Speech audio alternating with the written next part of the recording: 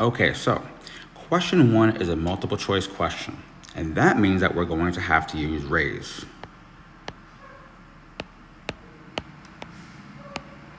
Which means we'll need to start by reading the question.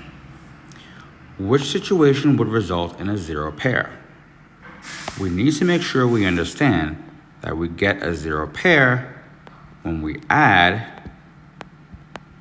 opposites together.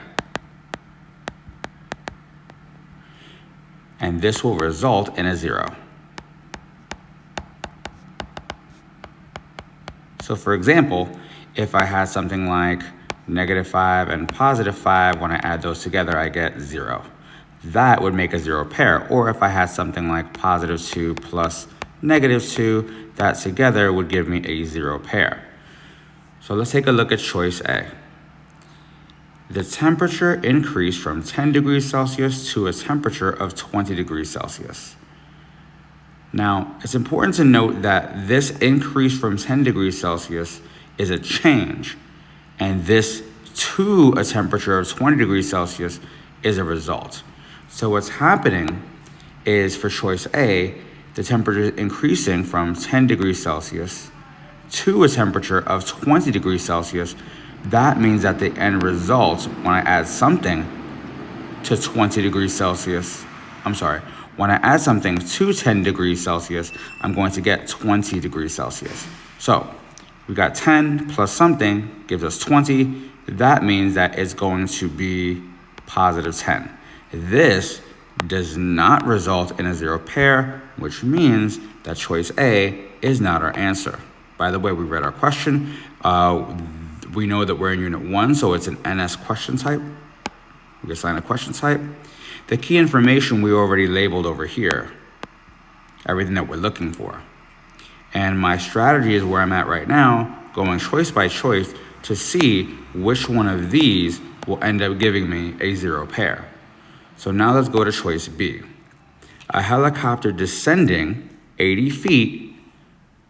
So descending 80 feet, this means that it's -80 because it's going down. Descend means to go down from an altitude of 100 feet. So an altitude of 100 feet means that it's at 100 feet. That's where we're starting. So we would say 100 plus -80, and that ends up giving us +20. Again, that's not what we're looking for. We're looking to try to get a 0 pair or a result of 0. So it's not B either. Let's take a look at choice C. The elevation of a train after descending 20 feet. Descending 20 feet means to go down 20 feet. That's a negative change, so -20. From an elevation of 20 feet. Elevation of 20 feet below ground level. So it's important to note that the elevation of 20 feet below ground level makes it a negative. So that's -20. So that means I would have -20 plus another -20, and that would give me -40. And again, that's not what we're looking for. We're looking for something that will result in a 0. So our answer is not choice C either. That brings us to choice D.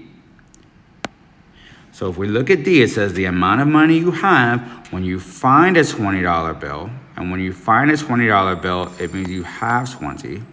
And then you spend $20 on Dunkin' Donuts. So that means since you spend $20, that's -20.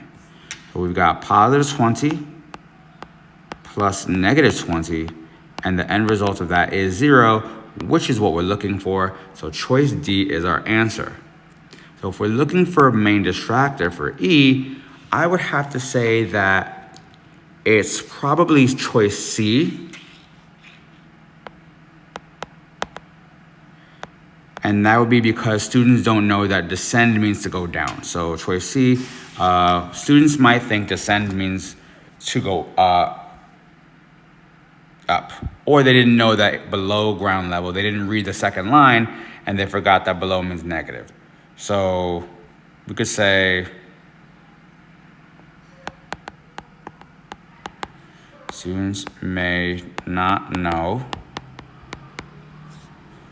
what descending means.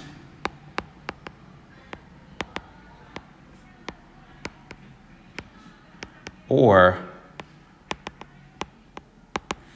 didn't read below.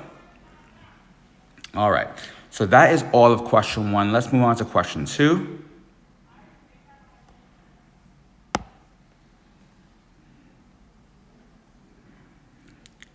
Question 2 says, well, by the way, again, it's a multiple choice question, which means that we should always start with raise. Let's read the question. The initial balance of a savings account was $500. So we know that the initial balance, so $500 was the initial balance. And an initial balance, first of all, the word balance is just how much money is in an account. The word initial means where you start. So when we're talking about an initial balance, we're really talking about the start money.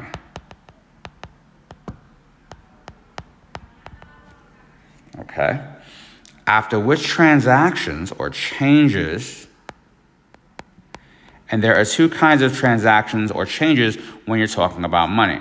One is positive, which is normally done by making a deposit. And then negative, which is when you make a withdrawal or you take money out of your account. So we've got a deposit, we've got a withdrawal, and it's asking, will the balance or money in account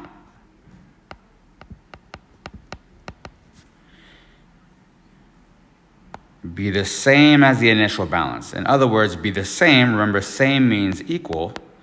And initial balance, remember, we said before the initial balance was $500.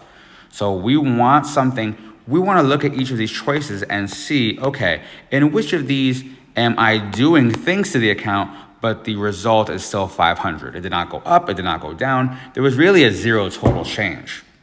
So let's take a look at choice A.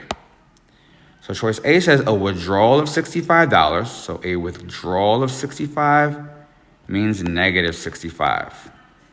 And a deposit of 65 means positive 65. These 2 values together would end up in a 0 pair because they're opposites. Negative 65 plus negative 65 plus positive 65 would have an end result of 0.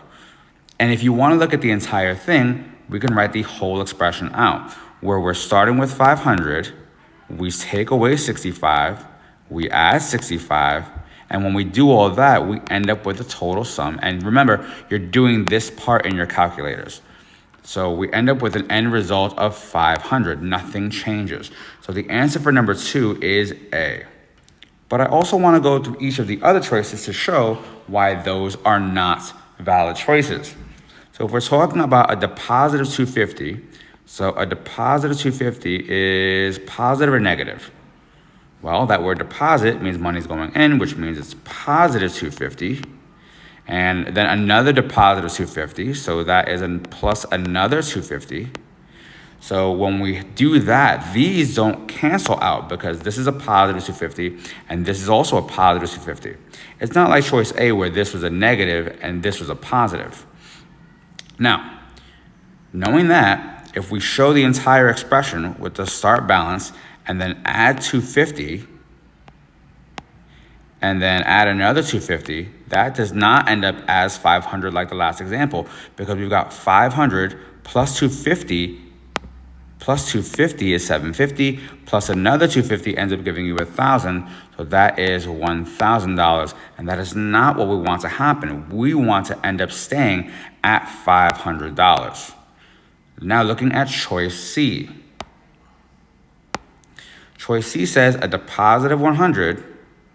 So a deposit of 100, which is positive 100 because it's a deposit. And a withdrawal of 600 means you're taking out 600, which makes it negative 600. If I write the entire expression out, I'm starting at 500, I'm adding or depositing 100, so far that's 600 minus 600 equals 0. Even though this is 0, that's not what we're looking for. We're looking for a 0 change. We don't want the end result to be 0. We want the end result to be 500. Now, going to choice, so again, it's not choice C, and now let's go to choice D.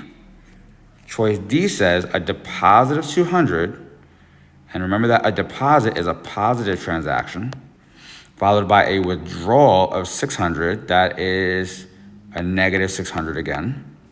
And if we write the entire expression out, that's 500 plus 200, which is 700, minus 600 gives us 100. And again, that's not what we're looking for. That means that choice D is not the final answer. Our answer is A. And if I go back to raise, I got carried away answering the question.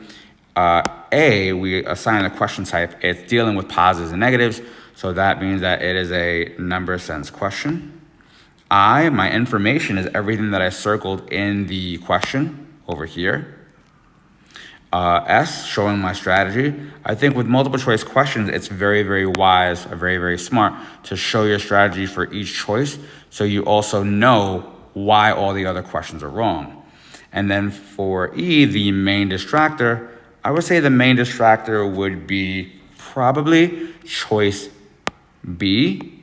And I would say that's the main distractor because a lot of students just saw the 250 here and the 250 here, and they assumed that one was a deposit and one was a withdrawal. So let's write that in. So our main distractor would be choice B. Students may have thought that one of the 250s was a negative. And they would get that by thinking it's a withdrawal.